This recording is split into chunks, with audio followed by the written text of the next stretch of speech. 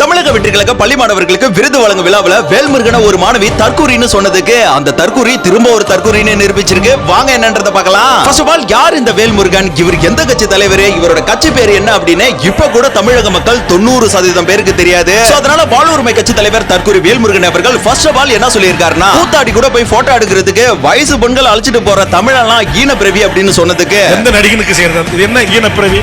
தமிழுடைய பிறவியா இது? இந்த வார்த்தைக்கு தக்க பதிலடி தரும் விதமாக நேற்று நடந்த தாவேகா பரிசளிப்பு விழாவில் தாய்க்கே இல்லாத உரிமை கூட தாய்மாமனுக்கு உண்டு. சில புரியாத தற்குறிகளுக்கெல்லாம் இது தெரியாது. இதுக்கப்புறமும் இந்த தற்கூரி வண்டு முருகன் நான் தற்கூரி தான் அப்படின்றத நிரூபிச்சுட்டே இருக்காரு.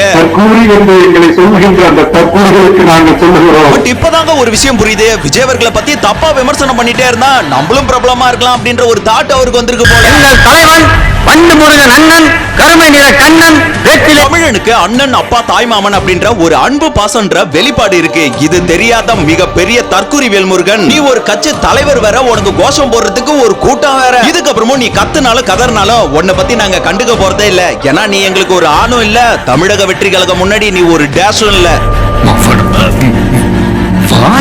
மிஸ்டர் வேல்முருகன் ஒட்டுமொத்த சோசியல் மீடியாவே அவரோட கண்ட்ரோல் தான். நீங்க இங்க ஒன்னும் ஆட்ட முடியாது.